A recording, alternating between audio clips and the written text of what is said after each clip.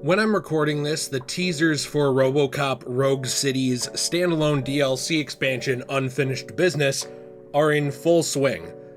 But that's not really what I wanted to talk about today. Yeah, it's really cool, right? I mean, you're RoboCop, you're basically climbing an OCP tower mega complex. In a lot of ways, this is the idea of RoboCop meets the Dredd movie of Judge Dredd with Carl Urban, and that's awesome. But I wanted to talk about Terminator and RoboCop, because you might remember all the way back, even before the 2000s, there were crossovers of RoboCop versus Terminator. And famously, these crossovers actually kind of returned in a way, both in comics around that time and later, but also more recently in Mortal Kombat 11, with RoboCop and Terminator both appearing as guest characters and the ability to have them fight each other. Now that said, now that we have a proof of concept for Terminator games in the modern day, and a proof of concept for RoboCop games in the modern day, I genuinely think we have the perfect developer and the perfect opportunity here to return to the world of RoboCop versus Terminator. Now, this doesn't necessarily need to be in a new world. I think this very clearly could work as a crossover that crosses over the franchises in a more official capacity, kind of like how RoboCop Rogue City was a official sequel that kind of took place between RoboCop 2 and 3. And it's also worth mentioning that Tayon did help develop Terminator Resistance, which was actually also sort of a sequel in the Terminator universe.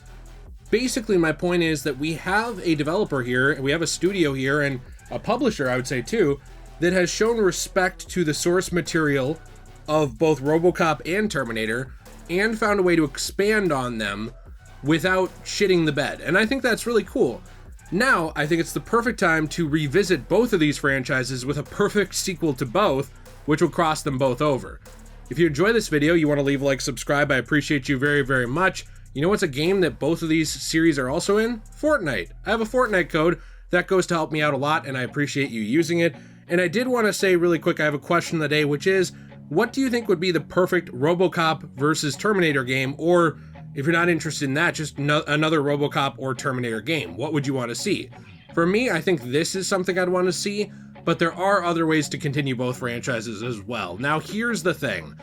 I know that hardcore fans are going to be upset by my first statement here, but as somebody who really loved Terminator 1 and 2, and feel like the franchise kind of went on a decline, honestly, ever since then, with Salvation being good-ish, and Terminator 3 being fine, I really think that one of the first things that you would have to do for this sequel is make sure that you have the Terminator from T2. This was the most likable Terminator. I understand you can say, oh, well, it doesn't make sense, he died, all of that stuff, but I really do think that there is a way to kind of work around that, especially if you do something like, say, even though it's a bit of a cheap retcon, say something like he did actually survive the death at the end. Maybe it didn't fully destroy him, maybe he was able to be rebuilt, and Skynet was still on its way, you know, that kind of thing. I think that that Terminator was the most likable version of the Terminator ever done. I don't really think any version since has come close. And so I really think that unless you have a team that's going to just from the ground up make a new Terminator, which is possible, but I think not exactly what people would necessarily care about, I think that's the way to go. I also think that when it comes down to it, unless you're going to skim right along past RoboCop 3 and either ignore its events or just work around it and bring back Peter Weller again, I think that you either need to, if you're doing this, get rid of RoboCop 3 in this timeline, or you essentially need to set it again between 2 and 3. I never cared for RoboCop 3. I always thought it was a big missed opportunity, a huge letdown in the franchise, and I never thought it added much to the series. In fact, RoboCop and Terminator both are equal to me in that same way, where I massively enjoy the first two movies, and most everything after I think is okay to bad. I don't really think you need it, but if you do want to still have it, because Rogue City did respect 3 by allowing a build-up to it, and actually foreshadowing some of its events, I think you still can leave it. Now that said, there's a few mandatory things that I think you would need for this game. And it's not something that I know they would do, but it's something I would want, which is a not mandatory first-person camera at all times. I think that one of the best parts of licensed characters, like when you're looking at these iconic characters, like RoboCop and Terminator, it's not just seeing out of their eyes, though, respective games do a good job of that. It's also being able to see the character, see them fight. There is something different there. If we were to get a RoboCop versus Terminator game, which I would love to see, I think that you need an opportunity to play as both characters, both sides of that story, with some kind of unique gameplay for both. And I also think that you need to be able to have a third-person camera option. In fact, this was one of my biggest problems with RoboCop Rogue City.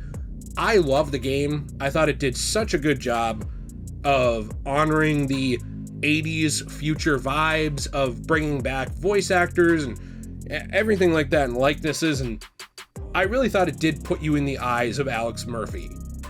But I also think there's something to be said about being able to see RoboCop when you control him, being able to see him smash through a door from behind, or being able to see him grab someone from behind. I am totally fine with a first-person camera, but I've seen so many games that can do both, and with the success of some of these more licensed 80s type games, like Terminator and like RoboCop, I do think that the money is there to do both, to be able to have both a third-person camera and a first-person camera. Now you might say, what could the story be about? Well, there's several different elements you can do. You can follow the comic books, which I won't get into the long story of here, but they do a good job of crossing over these characters. Or you can also just make your own story from the ground up, which I think they did a very good job at in both Terminator Resistance and in RoboCop Rogue City. I don't distrust them to write their own story, and I do know that they want to value both these characters and actually do a good job with them. Now, do I expect a RoboCop versus Terminator game? Not really. I want one. I think it's the perfect time to go back to it. I think that the nostalgia is there. I think that the storytelling is there. I think that this is the perfect group that could do it.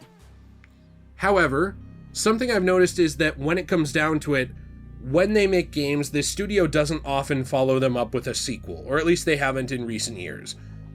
When they did Terminator Resistance, there was actually some DLC. It wasn't massive, but it was essentially, an add-on to the story and to the lore, the same way that they're doing with RoboCop Rogue City's unfinished business. That's the closest I've seen them get, at least in my memory, to a sequel, is sort of these DLC add-on additional element of the story packs. But I would really love to see an actual full-on game that operates as a sequel to both of these and sort of ties them in a surprise trilogy. And I can think of a lot of times where this did turn out monetarily successful as well.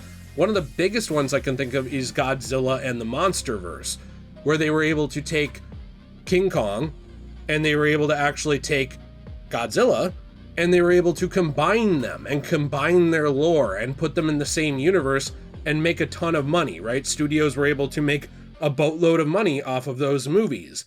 Now, is there something to be said about, smashing your action figures together just for the hell of it and there being nothing to say? Sure. But these are very, very rich sci-fi worlds that do have a lot to say.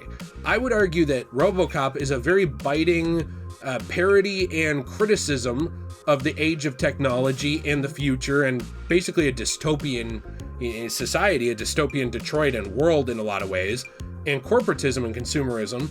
But Terminator itself does have a lot to say as well, and I think that Terminator, even now, is more applicable and more relatable than ever. I mean, we have all of this stuff now in the modern day with AI, the takeover of AI in the job industry, the takeover of artificial intelligence in the art industry, basically the idea of humans being replaced. And then you have a man here on the side of RoboCop who's half man, half machine. How does he bridge that gap? What does he bring to the table for that kind of storyline? I think there's a lot of interesting stuff you can get into there. And even in the comics, they had found a way to tie Skynet sort of into that RoboCop lore. If comic books could do it from decades ago, I'm pretty sure that talented video game developers and writers nowadays could do it. I think this would be the perfect way to either conclude or build on this hype around these 80s and I'd say 90s mega popular superstar series. I mean, even now we're still seeing the resurgence of a lot of things like this. We're seeing the resurgence of Predator films. We're seeing the resurgence, and no, I'm not talking about the ones where a bunch of people go beat up a pet on YouTube. I mean, the Predator, you know, the guy with the dreadlocks from outer space. And we're actually seeing a lot of resurgence for the Alien brand with the xenomorphs. There is an audience, there is a thirst and a hunger for these types of characters if you bring a rich story, unique gameplay perspective, and a solid experience to players, just the way that it's been done in the films, and just the way the previous 2 games have done from this studio. There's a hunger there that could be satiated and could make a lot of money and be very interesting if it was revisited in a competent form. Let me know what you think down below. What do you think would be the perfect sequel to RoboCop or Terminator? What would you want to see? Personally, I would love to see, I mean, this would be like my wet dream of a game that just pretty much decanonized RoboCop 3 and Terminator 3 and beyond, and just worked off Robo 2 and Terminator 2 and moved the characters forward from there. I'd love that. I mean, hey, I'd buy multiple games featuring those versions of the characters. I would adore that. But I'm interested to hear your thoughts down below, and I am also interested in you subscribing and sticking around. I would love to see you in the long term. We have coasters, keychains, trays, and more from recycled paper, from manga, magazines, comics, and all kinds of other things on our store, cosmobunny.shop. We have been working overtime lately to make a lot of new pieces because we actually went to a show in Wisconsin where we were able to meet some people, sell some stuff. So I appreciate you very much. I hope you'll check that out. Discount code DJAY123 gets you 10% off your first purchase. And that same code, you might remember it. You might say, I've heard that before. That's our Fortnite code. So if you want to support our channel, we appreciate you. Channel memberships are down below with the join button. Lots of exclusive stuff there too. Have a fantastic day, and as always, everyone, stay shui. And you know what? If they made this game, I'd buy that for $1.